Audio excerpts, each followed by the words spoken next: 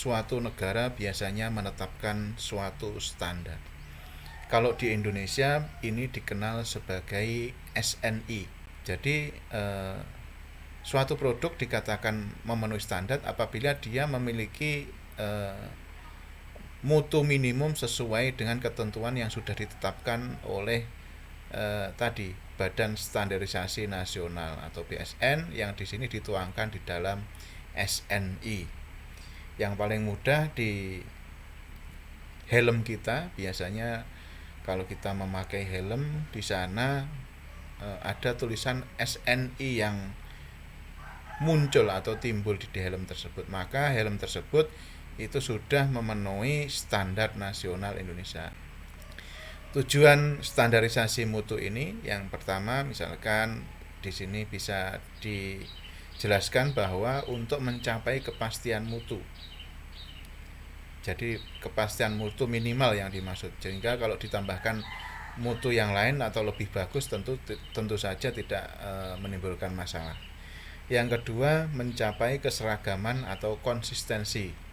Yang ketiga, memperlancar transaksi dalam perdagangan, sehingga dalam perdagangan tersebut tidak diragukan lagi karena produk tersebut sudah dijamin. Memberikan pedoman mutu kepada semua stakeholder. Dan yang terakhir yang tentu saja penting adalah melindungi konsumen. Jangan sampai konsumen membeli produk dikatakan mutunya baik tetapi tidak memenuhi standar. Ketika konsumen membeli sesuatu produk, maka dipastikan produk tersebut adalah aman dan sesuai standar yang sudah ditentukan. Untuk mencapai mutu yang konsisten kemudian maksimal, maka diperlukan namanya pengendalian mutu. Hubeiss tahun 1997 menyatakan bahwa pengendalian mutu pangan ditujukan untuk mengurangi kerusakan atau cacat pada hasil produksi berdasarkan penyebab kerusakan tersebut. Pengendalian mutu disebut juga pengendalian proses pengolahan. Dalam proses produksi, setiap hari tentu saja ditemukan berbagai masalah, mungkin dari bahan baku, dari kerusakan mesin, kesalahan manusia. Maka perlu dilakukan pengendalian mutu atau pengendalian proses di dalam pembuatan produk atau pengolahan makanan. Dipastikan bahwa selama proses pengolahan itu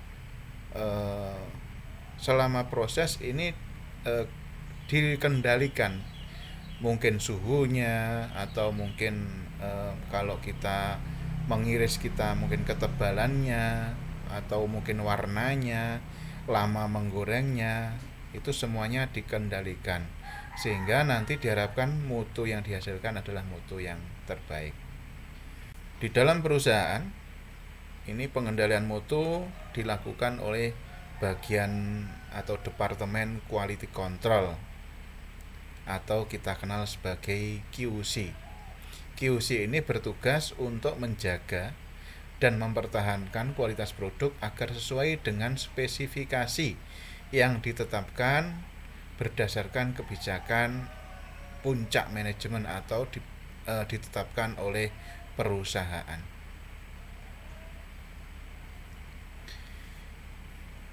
Apalagi pada produk hasil pertanian ini memiliki kekhasan dan identitas masing-masing sehingga cenderung tidak seragam. Sehingga kita olah itu pasti di sana banyak sekali perbedaan-perbedaan. Tetapi sebagai konsumen tentu saja nanti ketika sudah menjadi produk, perbedaan-perbedaan atau ketidakseragaman dalam bahan baku tersebut tidak lagi muncul di dalam produk yang dihasilkan. Konsumen tentu saja memilih produk yang seragam, sehingga perlu dilakukan sekali lagi pengendalian proses atau pengendalian mutu. Tujuan pengendalian proses ini tadi sudah saya jelaskan sebelumnya untuk menekan keragaman atau ketidakseragaman atau juga variasi ke dalam suatu ring atau jarak nilai yang dapat diterima baik secara teknis maupun ekonomis. Kegiatan pengendalian proses ini dapat meliputi mengevaluasi kinerja, membandingkan kinerja, melakukan tindakan jika ada penyimpangan. Sumber keragaman bisa bersumber dari dua. Yang pertama dapat dikendalikan, yang kedua tidak dapat dikendalikan. Manfaat yang diperoleh dari pengendalian proses ini nanti kita dapat mengenali penyebab dari keragaman. Kemudian yang kedua, memberi peringatan dini adanya kesalahan dalam proses.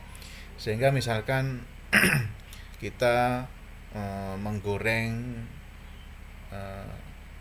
kentang misalkan, apabila di dalam prosesnya itu terjadi kesalahan, misalkan suhunya terlalu tinggi atau suhunya terlalu rendah sehingga tidak tercapai, maka nanti pasti produk tersebut juga akan mengalami perbedaan dengan standar.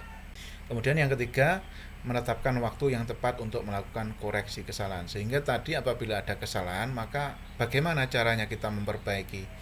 Apakah kita hentikan terlebih dahulu kemudian kita perbaiki alat penggorengannya atau sensor yang digunakan untuk menggoreng, karena mungkin penggorengannya ini otomatis, maka perlu dilakukan koreksi kesalahan ataupun tindakan perbaikan.